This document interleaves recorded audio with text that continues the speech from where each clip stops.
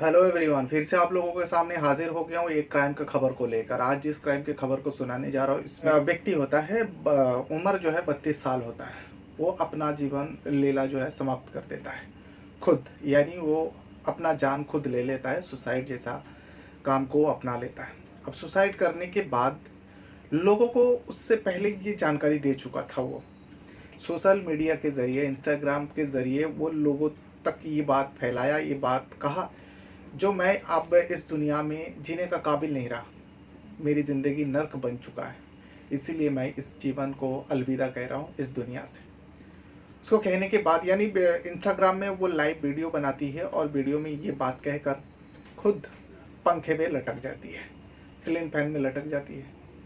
अब फिर उसके बाद लोगों को पता चलता है, खास करके घर वाले को पता चलता है, क्योंकि जब ये काम कर रहा था, जो सुसाइड जैसा घिनौना काम को वो अपना रहा था, वो घर में अकेला मौजूद था। अब 32 साल का व्यक्ति था, वो शादीशुदा था, पत्नी थी, बच्चे थे, सब था, यानी भरा पूरा परिवार था। फिर उस व्यक्ति ने ऐसा क्यों किया? इस काम को करने के से पहले, सुसाइड करने से पहले उसने जिम्मेदारी में ठहराया जो मैं किस वजह से ये सुसाइड कर रहा हूँ। मेरे मरने के बाद उन दोनों को छोड़ना मत। वो दो इंसानों का नाम लेता है जो मैं तो इस दुनिया से चला जाऊंगा, लोगों से अपील करता है जो मेरे मर जाने के बाद इन दोनों को छोड़ना मत। मेरी मौत का जिम्मेदारी जो है इन दोनों के ऊपर है। मेरी मौत का कारण जो है ये दोनों है। मैं बुज़दिल नहीं हूँ, लेकिन मेरे पास और कोई रास्ता ही नहीं है। इस वजह से मैं इस दुनिया से अलविदा कह रहा हूँ और आप लोगों को मैं इंसाफ के लिए छोड़ कर जाता हूँ, जो मुझे इंसाफ दिलवाना। ये कहकर वो पंखे में लटक जाता है और ये लाइव वीडियो सारे लोग देखता है। देखने के बाद जिस इलाका में हुआ था उस इलाका के पुलिस को खबर पड़ता है। पुलिस जाती है, वाकई देखता है उस घर में तो कोई भी नहीं था। घर अंदर से बंद था, दरवाज़ा तोड़ा जाता है तो सामने जो मंजर था, जो वीडियो में बताया गया, वही वैसा ही मिलता है उस व्यक्ति को। दरअसल घटना जो है शनिवार की है। पिछले शनिवार को, यानी 2 दिन पहले की बात कर रहा हूँ। शनिवार को आगरा का रहने वाला एक व्यक्ति होता है, नाम आगरा का एक और इलाका लगता है कलंदी बिहार।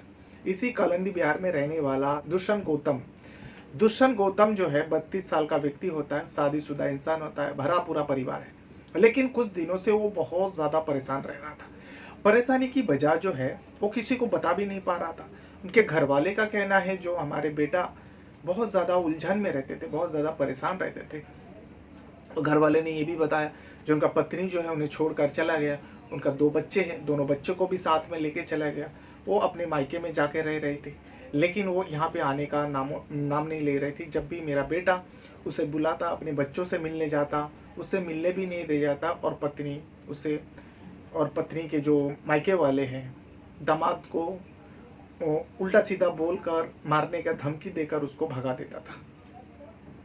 यही दिन, ये सब सिलसिला जो है कुछ दिनों से चल रहा था। अब यहाँ पे दुष्यंत गौतम जो है डिप्रेशन का शिकार बन जाता है, यानी मानसिक तनाव के वजह से कहा जा रहा है। जो पुलिस जो इन्वेस्टिगेशन किया है इस मौत को लेकर, जो मानसिक तनाव के वजह से दुष्यंत गौतम ने इस कदम को उठाया। लेकिन दुष्यंत गौतम का जो घर वाले का कहना है, जो मेरे बेटे का भले ही उसने सुसाइड किया है, लेकिन मौत की जिम्मेदार जो है, और दुष्यंत गौतम जो है खुद मरने से पहले इंस्टाग्राम लाइव वीडियो में ये बताया जो मेरी मरने का, जो मैं जो सुसाइड कर रहा हूँ, इसके जिम्मेदार जो है मेरी पत्नी और मेरी सास है, क्योंकि इन दोनों ने मेरा जीना मुश्किल कर दिया। मेरे पास और कोई रास्ता ही नहीं बचा। उसने ये भी कहा जो मैं बुज़दिल नहीं हूँ, लेकिन मैं क्या करूँ, मेरे पास और कोई रास्ता नज़र ही नहीं आ रहा है, इस वजह से मैं सुसाइड कर रहा हूँ। लेकिन मेरे मर जाने के बाद इन दोनों को छोड़ना मत, यानी पत्नी और सास को छोड़ना मत।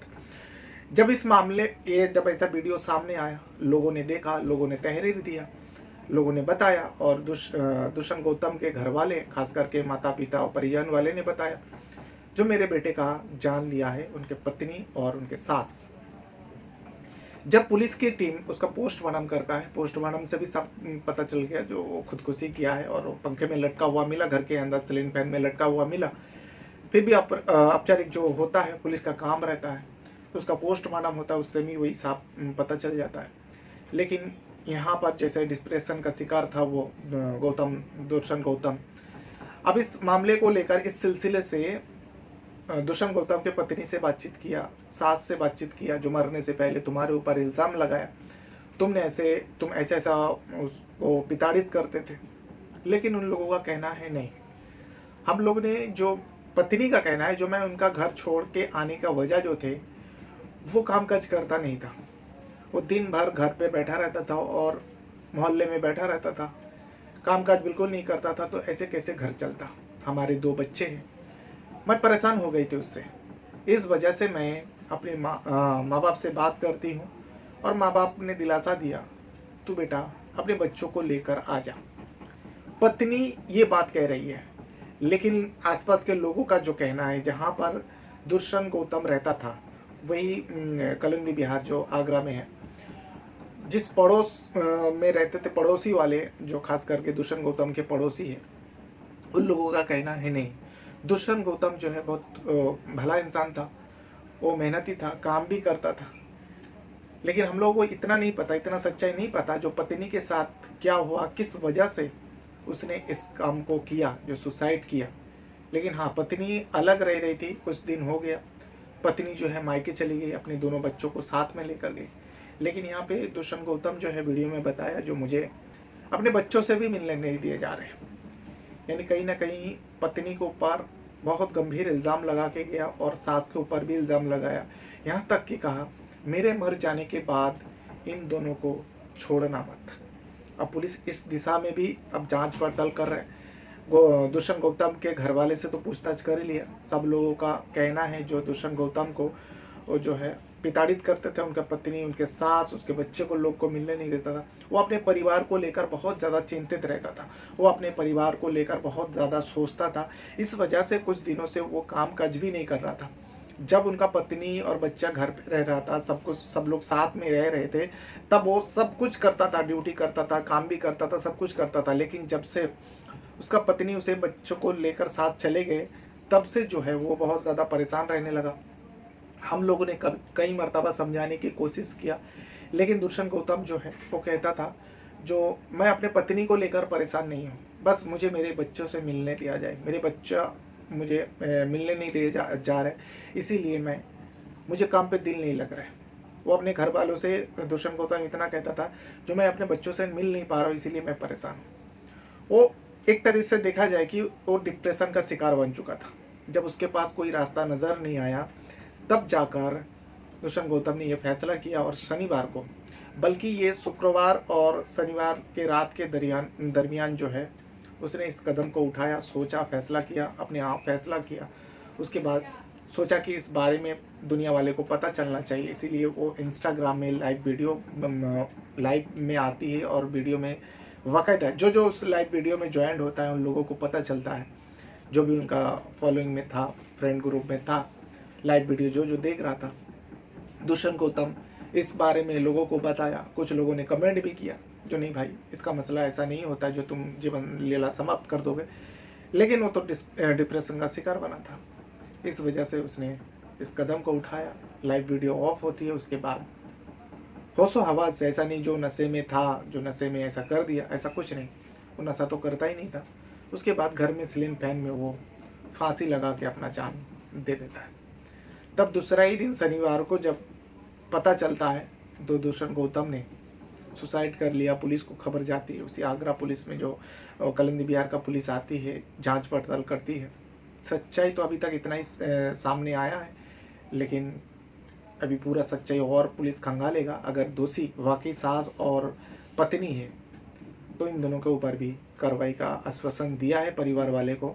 दुष्यंत गौतम के परिवार को पुलिस वाले आश्वासन दिया है, अगर वो दोनों दोषी पाया जाता है तो दोनों के ऊपर कार्रवाई किया जाएगा कानून के तहत। तो ये था वो पूरा घटना, जो एक 32 साल का व्यक्ति अपने पत्नी के और सास के प्रताड़ित करने की वजह से, अपने बच्चों से ना मिलने की वजह से, अपने पत्नी छोड़ के चले जाने की वजह से डिप्रेशन का शिकार बनता है और खुद अपना जीवन समाप्त कर देता है। बहरहाल अपने साथ साथ अपना परिवार का भी बहुत ज़्यादा ख्याल रखिएगा।